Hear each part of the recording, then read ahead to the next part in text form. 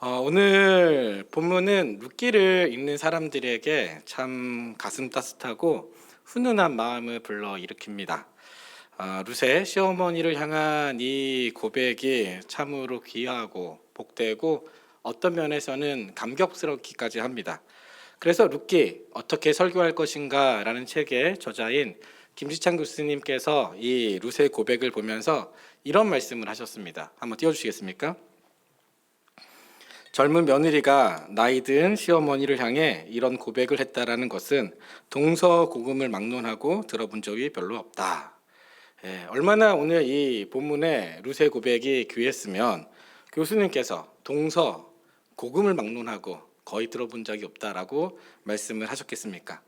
그만큼 오늘 본문의 룻의 고백은 진귀하고 특별했다는 것입니다. 물론 오해 없으시기 바랍니다. 사위가 이런 고백을 했다 하더라도 감동이 있었을 것입니다. 우리가 입장 바꿔서 사위가 장모님에게 또 제가 저희 장모님에게 이 룻처럼 고백을 했다 하더라도 깊은 감동이 되었을 것입니다. 그만큼 오늘날 우리 시대에 이 룻의 고백은 여러 가지 면에서 참 아름답고 귀하다고 생각이 듭니다. 그렇다면 도대체 룻의 고백이 어떤 고백이었길래 사람들에게 이런 평가를 듣게 되었던 것입니까? 오늘 우리는 그것에 대해서 좀 살펴보려고 합니다. 우선 일반적으로 이 룻의 고백은 유대교든 개신교든 전통적으로 개종의 의미로 많이 해석했습니다. 개종의 의미. 무슨 말이냐면 탈굼이라고 해서 이 히브리어, 구약의 히브리어 성경을 아람어 성경으로 의역한 성경이 있는데 그 성경이 탈굼입니다. 이 탈굼은 유대인들의 이 히브리인들의 사고방식을 잘 보여주는 성경이라고 할 수 있습니다.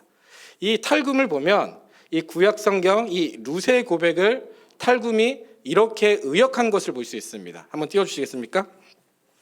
이게 오늘 본문의 그 룻의 고백을 탈굼이 의역한 건데 이렇게 기록되어 있습니다. 그러니까 룻과 나오미의 대화입니다. 그러니까 저랑 한번 이렇게 교독했으면 좋겠는데 제가 룻의 파트를 읽고 성도님들께서 나오미 이렇게 파트를 읽으시면서 교독하겠습니다. 어떻게 의역했는지 묻도록 하겠습니다. 룻이 이르되 내게 어머니를 떠나며 어머니를 따르지 말고 돌아가라. 강권하지 마옵소서. 나는 개종자가 되기를 원하나이다. 나오미가 이르되 우리는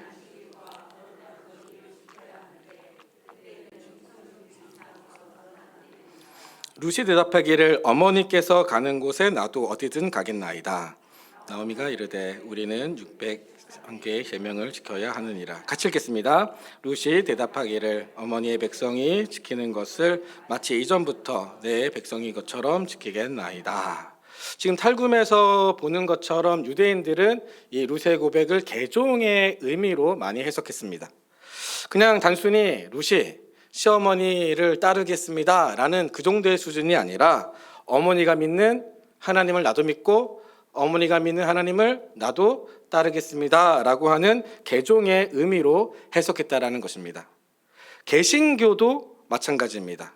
개신교 역시 이 오늘 본문의 룻의 고백을 개종의 의미로 많이 해석했습니다.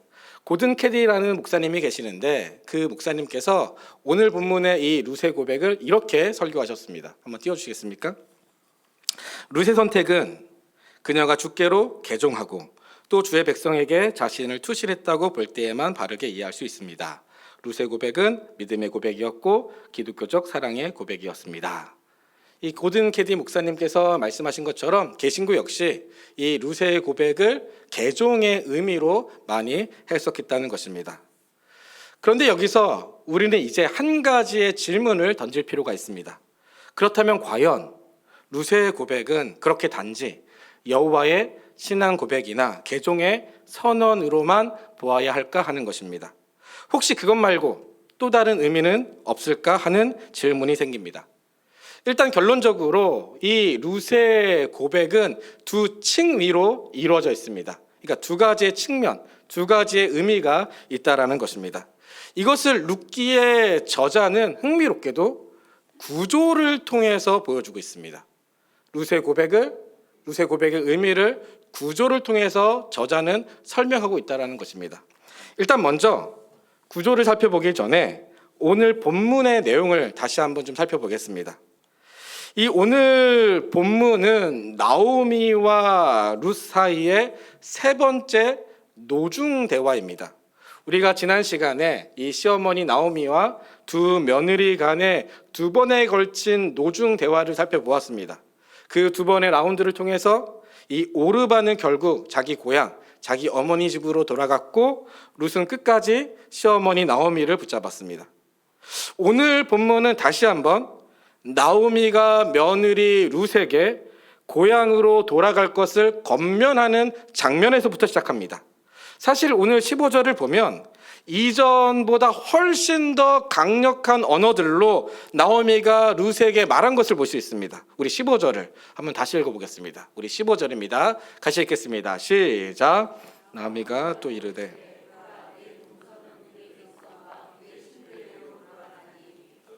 너희 동서를 따라 돌아가라 하니, 지금 성경에서 보는 것처럼 8절에서는 너희 어머니 집을 언급하며 돌아가라고 했는데, 한 8절을 띄워주시겠습니까? 8절에 이렇게 기록되어 있습니다. 나오미가 두 며느리에게 이르되 너희는 각기 너희 어머니 집으로 돌아가라. 너희 어머니 집으로 돌아가라. 너희가 죽을 자들과 나를 선대한 것 같이 여호와께서 너희를 선대하기를 원하며, 지금 여기서 보는 것처럼 8절에서는 너희 어머니 집을 언급하면서 돌아가라고 권면했는데, 또 11절에서는 내 딸들아 라고 말하면서 돌아갈 것을 권면했는데, 한번 11절 띄워주시겠습니까? 나오미가 이르되 내 딸들아 돌아가라. 내 딸들아 돌아가라. 너희가 어찌 나와 함께 가려느냐? 내 태중에 너희의 남편 될 아들들이 아직 있느냐? 지금 보는 것처럼 나오미가 두 며느리에게 내 딸들아 라고 부르면서 돌아갈 것을 권면했는데, 오늘 본문 15절에서는 15절 다시 한번 띄워주시겠습니까? 지금 15절에서는 이렇게 말합니다. 나오미가 또 이르되 보라, 내 동서는 그의 백성과 그의 신들에게로 돌아가나니 너도 너의 동서를 따라 돌아가라 하니, 지금 나오미가 룻에게 뭐라고 말하고 있습니까? 그의 백성, 그의 신들, 그리고 또래 집단인 동서를 비교 대상으로 삼으면서 룻에게 고향으로 돌아갈 것을 권면하고 있습니다. 여기서 나오미가 룻의 백성과 룻의 신들, 그리고 또래 집단인 동서를 언급한 이유는, 동서 오르바가 자기 고향으로 간 것은 단순히 부모님의 집으로 돌아갔다라는 그런 수준의 의미가 아니라 모압이라는 민족의 정체성, 모압의 신이라는 종교적인 정체성을 다시 회복했다라는 의미를 가지고 있습니다. 그래서 나오미가 룻에게 그의 백성과 그의 신들과 동서 오르바를 언급한 것은 너도 그렇게 해야 되지 않겠느냐? 너도 너의 민족의 정체성, 너의 종교의 정체성을 되찾아야 하지 않겠느냐라고 하는 민족에 대한, 종교에 대한 권면이었던 것입니다. 다시 말해, 이 말을 바꿔 말하면 너가 나를 따름으로써 너의 민족도 너의 신들도 과연 버릴 수 있느냐라고 하는 강력한 도전의 메시지였다라는 것입니다. 그러나 이번에 나오미의 권면은 앞선 첫 번째와 두 번째보다 훨씬 더 강력한 설득의 언어였습니다. 그렇다면 왜 나오미는 룻에게 그렇게까지 강하게 다시 고향으로 돌아갈 것을 권면했던 것입니까? 어떤 학자들은 나오미가 룻과 함께 이제 베들레헴으로 돌아가게 되는데, 베들레헴에 돌아가면 자기 그 아들들을 이방 여인과 결혼시켜서 그것이 잘못된 그 자신의 치부가 드러날까봐 그것이 싫어서 이 룻에게 돌아가라고 강하게 말했다라고 이렇게 이야기하는 학자들이 있는데, 이것은 조금 지나친 비약이라고 할 수 있습니다. 우리가 지난 시간에 우리가 살펴보았듯이 나오미는 진심으로 두 며느리를 생각했습니다. 오죽 생각했으면 하나님께서 그들을 선대해 주시기를 바란다라고 기도했고, 또 눈물로써 입을 맞추면서 그들의 가는 길을 축복하고자 했겠습니까? 그만큼 나오미의 마음은 진심이었습니다. 그렇다면 왜 나오미는 오늘 본문에서 다시 한번 두 번이나 거절했음에도 불구하고 룻에게 고향으로 돌아갈 것을 강하게 말했던 것입니까? 나오미는 자신이 베들레헴으로 돌아갔었을 때 자신이 이제 어떠한 삶을 살게 될지를 너무도 잘 알고 있었습니다. 나오미를 기다리고 있는 삶이 무엇이었습니까? 현재 나오미의 처지를 보면 잘 알 수 있습니다. 지금 나오미의 상태, 나오미의 처지가 무엇입니까? 남편을 잃은 미망인이었습니다. 그것도 남편뿐만 아니라 두 아들을 모두 다 잃은 과부였습니다. 당시 고대 근동에서 남편과 아들이 여성 존재 이후의 전부였기 때문에 남편과 아들이 없는 여성에게 사회제도, 사회보장제도가 제대로 갖춰져 있지 않았습니다. 그래서 고대에서 남편과 아들이 없는 과부들이 할 수 있는 일은 고작 창기 노릇이나 구걸하는 것밖에 없었습니다. 다른 생계를 유지할 수 있는 방법이 없었습니다. 그래서 나오미는 자신이 베들레헴에 돌아간다 하더라도 이런 삶을 살 수밖에 없다라는 것을 너무도 잘 알고 있었기 때문에 며느리 룻까지 이런 고생을 하게 하고 싶지 않았습니다.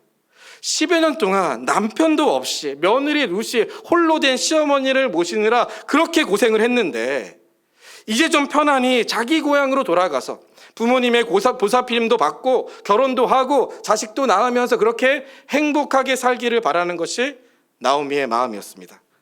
그래서 나오미는 진심으로 룻이 잘 되기를 바라는 마음으로 3번이나 강하게 룻에게 돌아갈 것을 권면했던 것입니다.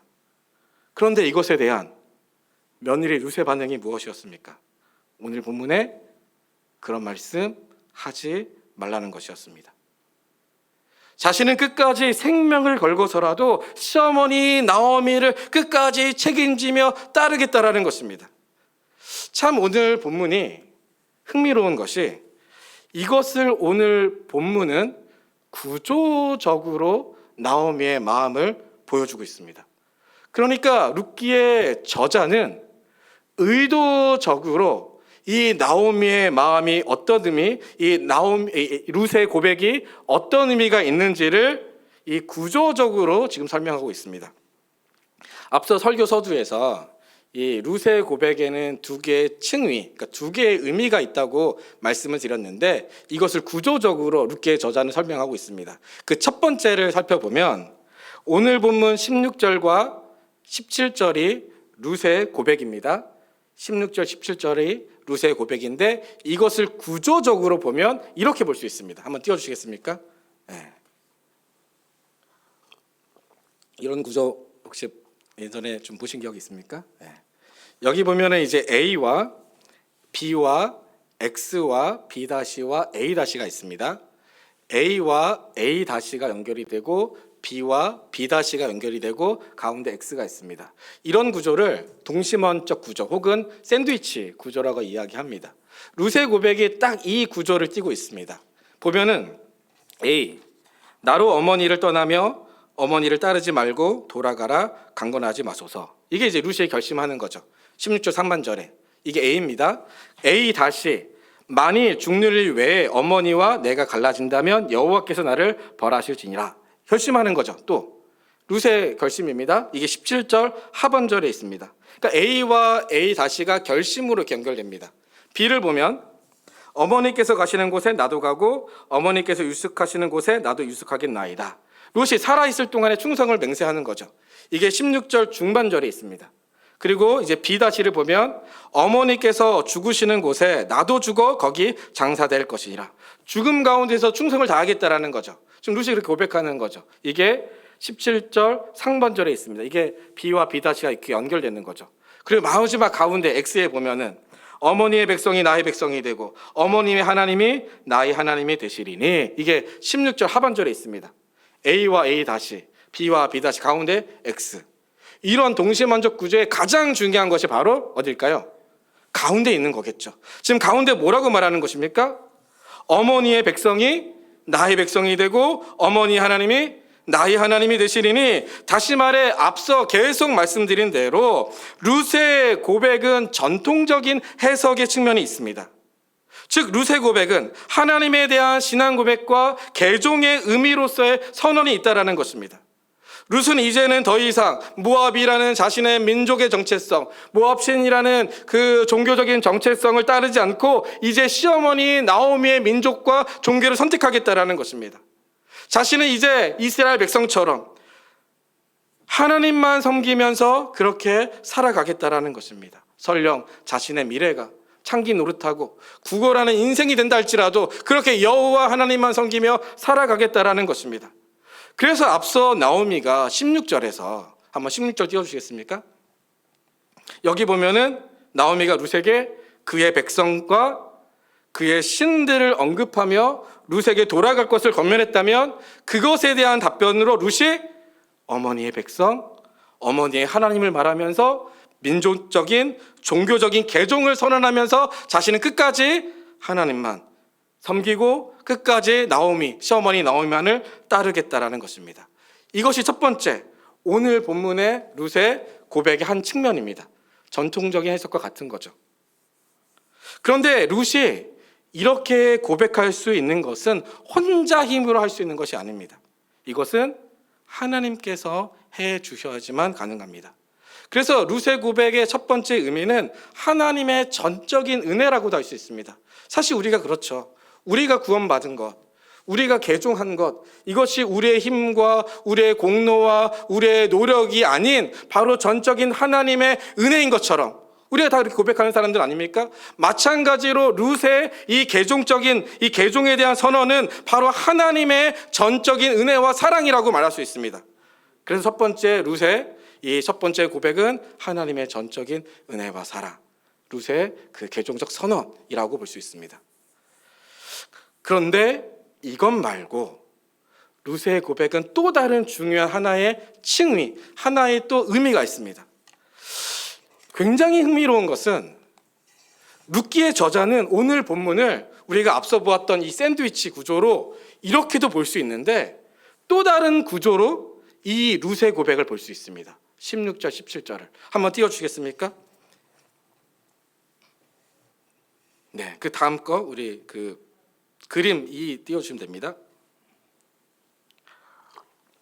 이렇게도 구조적으로 볼 수 있습니다. 보는 것처럼 어머니가 가는 곳에 나도 가고 어머니가 머무는 곳에 나도 머물며 어머니의 백성이 나의 백성이 되고 어머니 하나님이 나의 하나님이며 어머니가 죽는 곳에 나도 죽을 것이고 어머니와 나 사이를 죽음에 갈라놓는다면 지금 이 구조가 보여주는 것이 무엇입니까?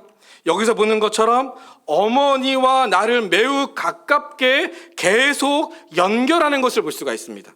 사실 우리말 성경에는 어머니라고 번역했는데 이게 이제 히브리어 원문을 보면 2인칭 여성으로만 되어 있습니다. 그러니까 너, 당신으로만 되어 있습니다. 그래서 이 어머니 대신 너, 당신으로 번역하면 다음과 같습니다. 한번 띄워주시겠습니까? 당신이 가는 곳에 나도 가고 당신이 머무는 곳에 나도 머물며 당신의 백성 나의 백성 당신의 하나님 나의 하나님 당신이 죽는 곳에 나도 당신과 나 사이를 지금 이 구조가 보여주는 것이 무엇입니까? 당신과 나라고 하는 단어를 굉장히 가깝게 친밀하게 반복적으로 사용함으로써 둘 사이에 강한 결속을 지금 보여주고 있습니다. 즉 다시 말해 당신과 나라고 하는 나오미와 룻이라고 하는 인간과 인간의 강한 연대감을 보여주고 있는 것입니다. 그래서 룻이 어머니를 끝까지 따르고 선택한 것은 앞선 민족적이고 종교적인 회심도 있지만 지금 이 구조가 보여주듯이 어머니를 향한 시어머니 나오미를 향한 인간 룻의 강한 사랑과 충성이 내포되어 있다는 것입니다. 끝까지 생명을 걸고서라도 어머니 나오미를 지키겠다라는 그녀의 의지가 담겨져 있다는 것입니다. 죽음에 이르는 충성이 그 속에 있다는 것입니다. 그래서 룻의 고백의 또 다른 하나의 칭의는 바로 어머니를 향한 룻이 보인 사랑과 충성입니다. 김지창 교수님도 그래서 이 룻기 어떻게 설교할 것인가 라는 책을 보면 이 대목에 대해서 이렇게 말씀을 하십니다. 따라서 단순히 심층적 수준에서 룻이 여호와를 선택하는 개종을 하였다는 것만으로 해석을 멈춰서는 안 된다. 표층적 수준에서는 룻과 나오미 사이의 결속과 연대감이 드러나도록 해석해야 한다. 말했던 그런 이야기를 곧사람이 표현하고 계시는 거죠. 그래서 요약하자면 오늘 본문의 룻의 고백은 이렇게 요약할 수 있습니다. 한번 띄워주시겠습니까? 룻의 종교적인 회심과 나오미를 향한 룻의 사랑과 충성이 결합해서 어머니를 끝까지 따르게 되었다. 즉 룻의 종교적인 회심을 하나님의 전적인 은혜와 사랑으로 볼 때 나오미를 향한 룻의 사랑과 충성이 함께 작용을 해서 하나님의 은혜와 룻의 사랑과 충성이 함께 작용을 해서 시어머니 나오미를 끝까지 따르게 되었다라는 것입니다. 이것이 그렇다면 우리에게 주는 의미는 무엇입니까? 우리는 이 룻의 고백을 보면서 하나님의 일하심을 다시금 생각해 보게 됩니다. 하나님은 어떻게 일하십니까? 하나님은 인간과 함께 일하기를 원하신다라는 것입니다. 물론 하나님께서는 혼자 다 하실 수도 있으십니다. 하나님은 전능하신 하나님이시기 때문에 인간의 반응이나 인간의 순종과 상관없이 홀로 일하실 수도 있습니다. 하지만 하나님은 그렇게 하지 않으십니다. 하나님은 인간과 함께 일하기를 원하신다라는 것입니다. 그 대표적인 예가 무엇입니까? 오늘 본문이 그렇고 또 우리가 잘 아는 마태복음 14장에 베드로가 물 위를 걸은 사건입니다. 베드로가 언제 물 위를 걸었습니까? 마태복음 14장 29절을 보면 이렇게 말합니다. 우리 마태복음 14장 29절을 한번 같이 읽겠습니다. 시작.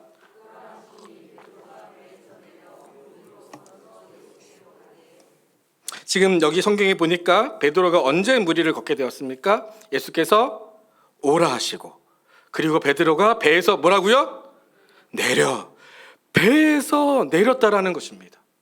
예수님께서 오라 하시는 그 요청에 베드로가 순종해서 배에서 내렸을 때, 배에서 뛰어내렸을 때 그가 물 위를 걷는 하나님의 놀라운 은혜의 기적을 체험했다라는 것입니다.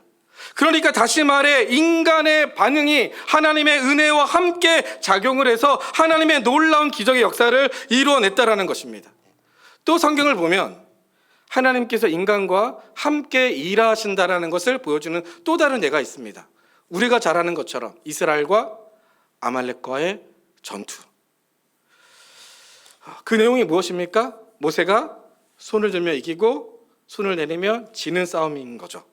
모세가 팔을 이렇게 들고 있었을 때 양옆에서 그의 팔을 들어줬던 사람들이 있었죠. 혹시 기억이 나십니까?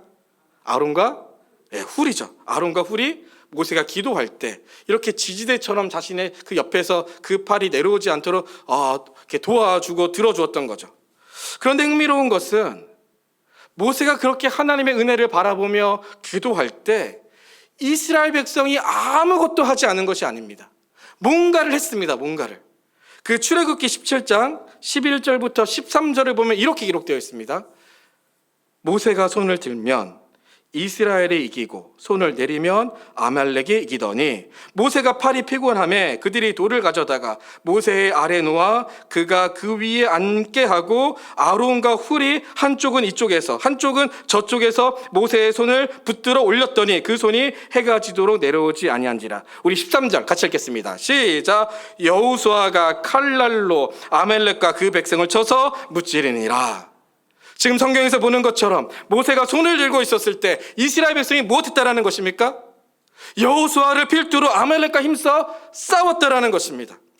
지금 성경이 무엇을 보여주고 있습니까? 하나님께서는 홀로 모든 것을 다 하실 수 있음에도 불구하고 그렇게 하지 않으시고 인간과 함께, 인간의 반응과 함께, 인간의 순종과 함께 일하며 하나님의 위대한 역사를 만들어가고 계신다라는 것입니다. 하나님께서는 우리를 하나님 나라라는 그 위대한 이야기에 우리를 배우로, 우리를 주연으로 초청하여 주셨다라는 것입니다. 하나님은 인간과 함께, 인간의 반응과 함께 일하기를 원하신다는 것입니다. 그래서 그런 이야기가 있지 않습니까? 어떤 청년이 하나님께 하나님 새벽 기도 가게 해주세요. 새벽 기도 가게 해주세요. 특세 가게 해주세요. 이 보세 가게 해주세요. 보통 새벽 기도 가게 해주세요. 라고 간절히 기도했더니 하나님께서 하시는 말씀이 일어나면 된다. 일어나라. 아무것도 안 하면서 기도하면 되겠느냐. 이 공부도 마찬가지죠. 공부 하나도 안 하면서 하나님께 하나님 100점 맞게 해주세요. 100점 맞게 해주세요. 100점 맞게 해주세요. 하면 하나님께서 과연 100점 맞게 해주시겠습니까? 그렇게 기도하는 학생들에게 하나님께서 뭐라 말씀하시겠습니까? 기도 좀 그만하고 이제 공부 좀 해라 라고 하지 않겠습니까?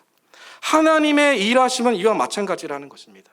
하나님께서는 인간과 함께, 인간의 반응과 함께, 인간의 순종과 함께 일하며 하나님의 위대한 역사를 만들어가길 원하신다는 것입니다. 오늘 룻의 고백이 바로 이런 사실을 보여주고 있습니다. 룻의 고백은 하나님을 향한 그의 신앙 고백적 의미도 있지만 어머니 나오미를 향한 사랑과 충성, 자신의 생명을 걸고서라도 죽음을 불사해서라도 끝까지 어머니를 책임지겠다라는 그의 인애와 사랑, 그 헌신이 그 속에 담겨져 있다는 것입니다. 우리를 향한 하나님의 사랑도 마찬가지죠. 예수님께서 우리에게 보내주시로 말미암아 끝까지 책임져 주시는 그 하나님의 사랑을 우리에게 보여주셨다는 것입니다. 이 이야기만 하고 설교를 마치려고 합니다. 룻기를 보면 참 흥미로운 것이 너무도 많습니다. 오늘 본문에도 등장하지만 이 룻기 1장을 보면 반복적으로 등장하는 단어가 있습니다. 혹시 지난 시간이나 지지난 시간, 아니면 오늘 본문도 마찬가지입니다. 혹시 반복적으로 등장하는 단어가 무엇인지 찾으신 분 계십니까? 네. 그래서 제가 답을 알려드리려고, 바로 돌아오다라는 단어입니다. 룻기 전체에서 15번 쓰이는데 룻기 1장에서만 12번 사용되어집니다. 그러니까 룻기 1장에서 돌아오다가 굉장히 중요한 단어라는 것입니다.